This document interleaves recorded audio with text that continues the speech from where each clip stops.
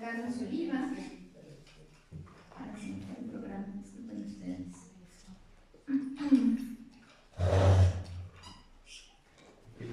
Con una ponencia que se llama La historia mítica del pueblo y la cuarta transformación.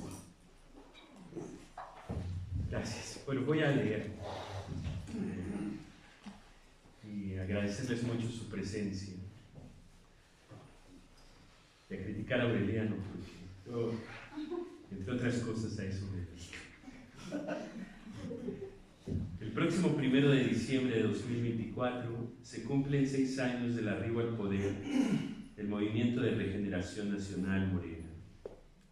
¿Cuál será su futuro? ¿Cuál su política ideológica? ¿Cuál su pragmática real? ¿Cuál intenta ser su filosofía? ¿Y cuáles sus destinos inexorablemente unidos a los del país? Aureliano Ortega Esquivel es de los contados filósofos que ha empezado a trabajar el tema desde fuera del propio movimiento. Otros y otras filósofas lo han hecho desde dentro, evidentemente más preocupados por las acciones y combates cotidianos que por articular un discurso teórico, cosa que en no pocas ocasiones han dejado a cargo y hubo reclamado su propio exdirigente, Andrés Manuel López Obrador. Empecemos pues, antes de hablar sobre las ideas de Ortega Esquivel, por recuperar las propuestas más generales de este partido político mexicano. Dice a la letra el proyecto de Nación 2024-2030 de Morena, fechado el 12 de febrero de 2024 en la Ciudad de México. Nuestro objetivo es renovar de manera radical la forma de hacer política en el país, buscando que ésta sea para todas y todos una política de abajo que regrese la soberanía al pueblo, a las y los subalternos. Queremos una política de la dignidad.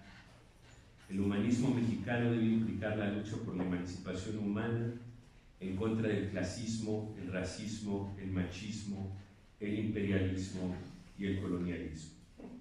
Hasta ahí el texto. 6 años atrás, el proyecto alternativo de Nación 2018-2024, presentado ante el Instituto Nacional Electoral, señalaba como sus 6 puntos guías los siguientes: 1. Legalidad y lucha contra la corrupción. 2. Combate a la pobreza. 3. Recuperación de la paz. 4. Viabilidad financiera. 5. Equidad de género. 6. Desarrollo sostenible. En una perspectiva general y mundial, esos objetivos están en proceso de cumplirse. Imposible parece el problema del desarrollo sustentable. Es muy complicado que en una economía capitalista poderosa, espacialmente hegemónica y articulada a las políticas de capital mundial, logre estabilizarse. El otro punto donde México no parece encontrar salida es el de la recuperación de la paz. Pero es posible que estos 6 años den paso a una política absoluta del Estado, vía procesos de militarización, como los que hemos visto en las economías capitalistas imperiales, para regular el crimen dentro de un perímetro de capitalismo que todavía se considera estable. Pienso en el modelo japonés, en algunas franjas de Europa y cada vez menos en Norteamérica. En este contexto, no es casual que el crimen organizado, como todo capitalismo empresarial desplazado, pero también como aliado clave del capitalismo de hacienda mexicano, reaccione con gran furia y destreza en el momento en que sus intereses apuntan a un desplazamiento realmente orgánico y estructural de capitales.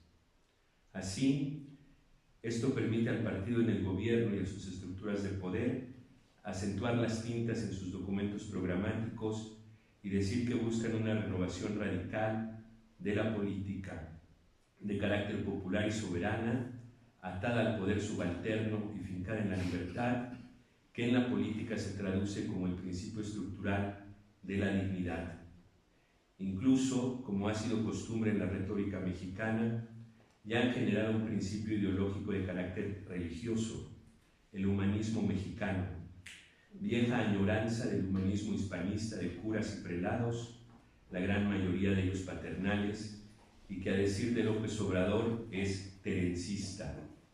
Nada del humano es ajeno al proyecto mexicano de transformación, quizá especialmente sus relaciones con un proyecto moral religioso que presupone vigente y el poder del capital que presupone infranqueable.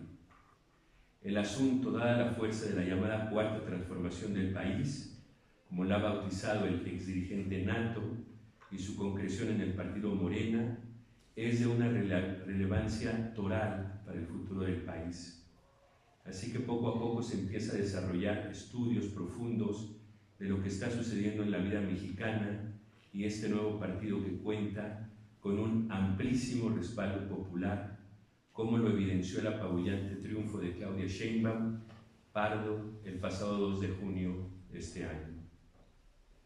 Pero para los fines de este trabajo, recordemos simplemente el discurso de 2022, cuando en la celebración de 4 años de transformación, el expresidente López Obrador da a conocer 110 acciones y logros de su gobierno y acota los objetivos de su mandato. Atención especial a los pueblos indígenas, acabar con la corrupción y los privilegios, libertad y democracia para el pueblo, justicia basada en las necesidades sociales, disminución de la pobreza, crear condiciones para la felicidad, la justicia, la igualdad y la libertad, generar programas sociales para la población desfavorecida y recuperar el papel rector del Estado en la economía. Y define lo que es el humanismo mexicano. Dice López Obrador: la política es, entre otras cosas, pensamiento y acción. Y aun cuando lo fundamental son los hechos, no deja de importar cómo definir en el terreno teórico el modelo de gobierno que estamos aplicando. Mi propuesta sería llamarle humanismo mexicano, porque sí tenemos que buscar un distintivo. Humanismo mexicano, no solo por la frase atribuida al literato romano Publio Terencio, de que nada humano nos es ajeno, sino porque nutriéndose de ideas universales, lo esencial de nuestro proyecto proviene de nuestra grandeza cultural milenaria y de nuestra excepcional y fecunda historia política. Hasta ahí López Obrador. En ese mismo discurso, además, ajusta su saga nacional formada a partir de la reivindicación del pueblo y sus principales émulos, que introduce en efecto un distintivo material que es crucial para el proyecto del grupo gobernante. En primer lugar, Miguel Hidalgo y Costilla, quien dijo: el pueblo que quiere ser libre lo será. Y Francisco I. Madero, a quien cita textualmente: México estaba gobernado por una tiranía que ha pretendido justificarse a sí misma con el beneficio de la paz y de la prosperidad material. Pero esa paz no descansa en el derecho, sino en la fuerza, y esa prosperidad solo beneficia a una minoría, no al pueblo ni a la nación. En este mismo tenor rememora a Lázaro Cárdenas, pero termina con 2 referencias, una a Flores Magón: solo el pueblo puede salvar al pueblo, y otra más de la figura más importante de la historia mexicana para López Obrador, Benito Juárez: con el pueblo todo, sin el pueblo nada. En ese contexto, su síntesis no tiene la misma potencia retórica, pero fue quizá el enunciado público más importante de todo su sexenio. Por el bien de todos, primero los pobres. Y quizá ese sería su pueblo, el pueblo pobre y marginado sistemáticamente por las oligarquías nacionales de la blanquitud. Un lugar tendencial, como define Engels, el realismo político, que puede operar como eje real de la acción política. 2. El marxista Aureliano Ortega parece congeniar con esa postura pragmática y realista de carácter engelsiano. Él ha señalado con mucha precisión que la tónica de la cuarta transformación, lo cito, es en primer término su carácter programático, y en segundo, el hecho de que la instrumentalización y realización de sus propuestas solo es posible a través del aparato de Estado. En ese sentido, la pragmática del movimiento en el poder implica para Ortega por lo menos 3 líneas de acción. A. El rescate y la reconstrucción de la planta productiva del país. B.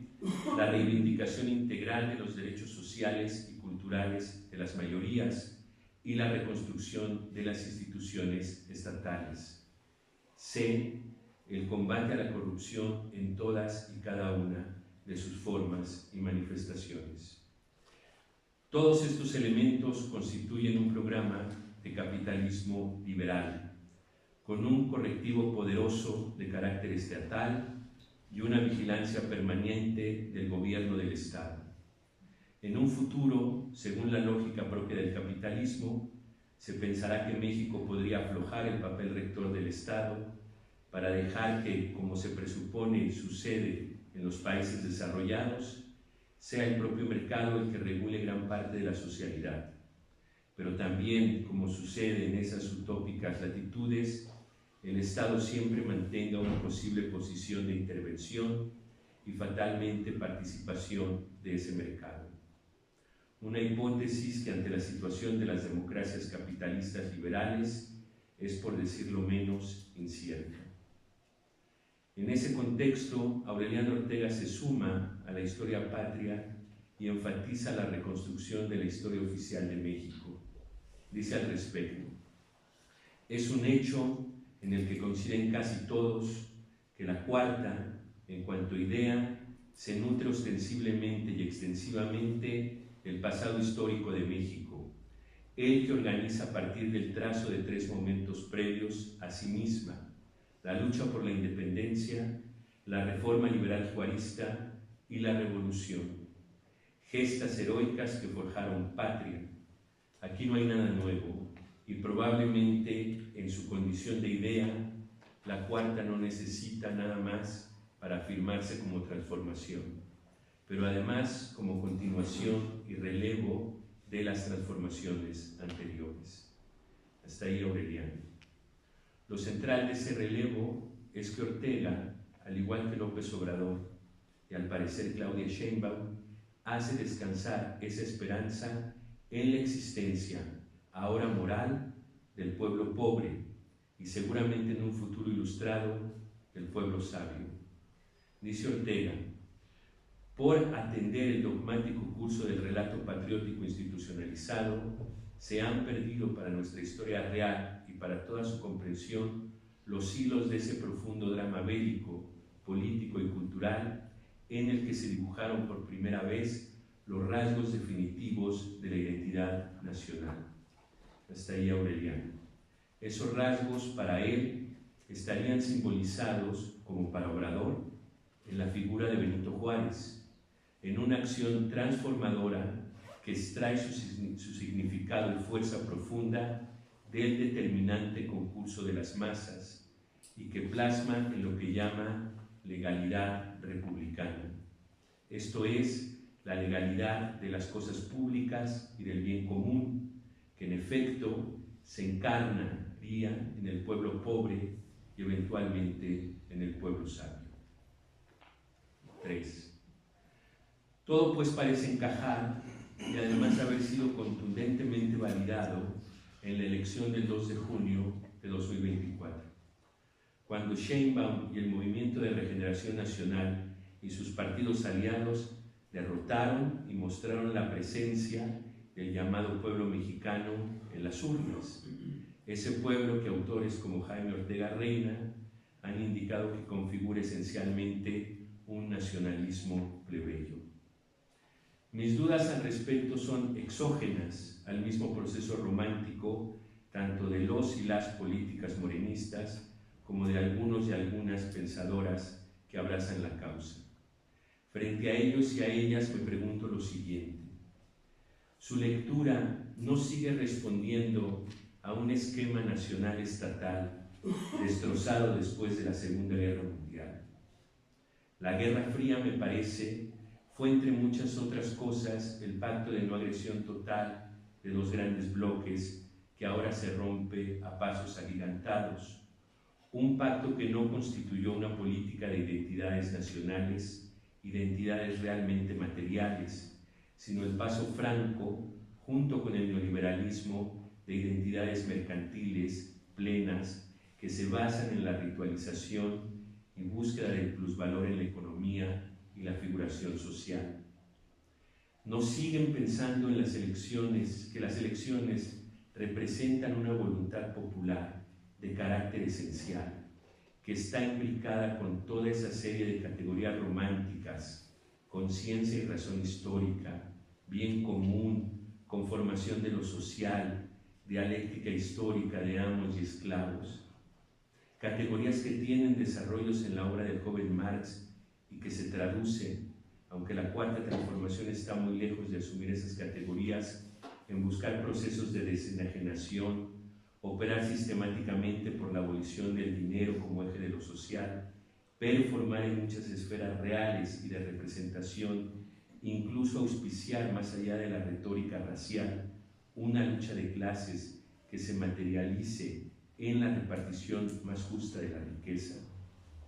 Ese movimiento retórico que se autoconstituye como el parteaguas total en la historia mexicana, me parece, los lleva a negar una historia material y real, donde una inmensa cantidad de hombres y mujeres concretaron, generalmente por vías democráticas, aunque no exentas de hechos armados y revolucionarios, transformaciones radicales que nunca pudieron generar un cambio de régimen, que en efecto no operaron como triunfos del pueblo, porque tengo la impresión de que el pueblo es una simbolización que solo se logra desde el poder, pero que sí constituyeron una población radicalmente democrática que oscila entre formaciones liberales, socialistas y comunistas profundas.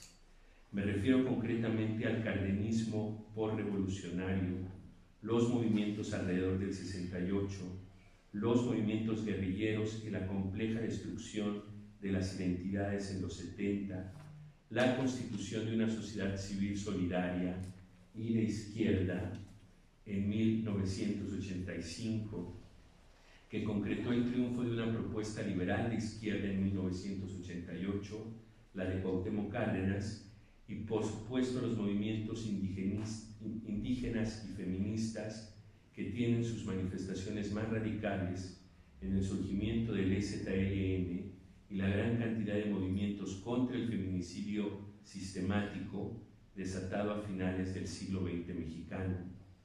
Todo esto está presente ya en el siglo XX y gran parte de esa conciencia social forma parte del gobierno. Incluso ahí se puede decir se criban Obrador y Sheinbaum, y esto ejemplifica la potencia de esos movimientos que no necesariamente deben de ser pensados como la voluntad y conciencia del pueblo de México, sino como una voluntad y conciencia de izquierda, una voluntad que no debería desdibujarse y estancarse en categorías morales, religiosas o pragmáticas.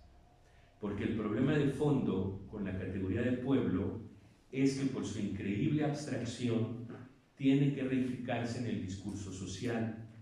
Es una categoría claramente retórica, de combate político, que si no se abandona dentro de las democracias capitalistas, suele fundamentarse desde discursos políticos religiosos, creo que en buena medida fue el caso de Obrador, o políticos morales, que parece ser el caso de Sheinbaum. Uno y otro caso abre la posibilidad de que cualquier otra impronta religiosa o moral llegue al poder. Es lo que sucede en el núcleo de los nuevos supremacismos raciales y fascistas de la blanquitud, que encarnan proyectos como el de Trump, Milei, Boris Johnson o Bolsonaro. Una y otra vez, Obrador demostró que en buena medida había un canal retórico político y que la realidad se configuraba realmente desde un proyecto pragmático de capitalismo liberal que tenía como parte de sus objetivos centrales redistribuir la riqueza y eliminar a una oligarquía absolutamente corrupta que estaba amenazando el propio desarrollo capitalista de México, un país que geopolíticamente debería de estar inercialmente en otro estatuto del despliegue capitalista mundial, al grado de estar desarrollando en muchos niveles un crimen organizado endógeno y configurar en varias esferas un narcoestado. Termino con esta página. Quisiera terminar con una serie de ideas prognósticas e hipotéticas. Parece claro que el discurso del gobierno está cambiando a una narrativa menos épica, de carácter religiosa y moral, hacia un discurso mucho más pragmático, pero con altos giros morales. Es patente la importancia que se otorga a materializar las transformaciones económicas, especialmente en beneficio de las clases pobres, y garantizar un sistema de justicia que opere dentro de un mínimo parámetro de decencia. Además, regresar los índices de seguridad que México tuvo hace 20 años y que el neoliberalismo hizo estallar. Eso garantiza la permanencia en el poder del grupo gobernante. Es incierto. Las clases sociales, grupos humanos y nuevas identidades ni siquiera responden ya a determinantes económicas y vitales dentro del esquema del capital. Si de veras existe un pueblo, seguramente es una inmensa población mundial que no debe esperar mucho de un mundo capitalista y que no queda claro que pueda configurarse más que pragmáticamente como un pueblo nacional, sea estadounidense, mexicano, japonés, argentino, keniano. Los discursos nacionalistas parecen estar absolutamente comprometidos con esquemas autoritarios estatales y con un recurso tecnológico denso que despliega el capitalismo. En ese sentido, la cuarta transformación enfrenta una paradoja compleja. Debe mantener un discurso retórico romántico, enfocarse en las formas materiales y a la vez calcular una y otra vez sus capacidades frente al capitalismo local y mundial. Y sin embargo, nada de eso garantiza su futuro. De hecho, nunca una causa moral, democrática y material ha garantizado una proyectiva por encima del capitalismo desde que éste se instauró como régimen de modernización hace ya muchos siglos. Una salida real implicaría pensar en desarrollar políticas realmente anticapitalistas, pero eso pasa necesariamente por pensar en esquemas postnacionales y postestatales. Es muy complicado que un grupo en el poder lo pueda siquiera imaginar. Me pregunto pues si Aureliano Ortega y su idea de pueblo, de masas, de republicanismo, pueden posibilitar la constitución de un palincesto postestatal y postnacional, o si su idea de pueblo nos ata a una historia nacional en la que el decurso del capital será el decurso de nuestras vidas.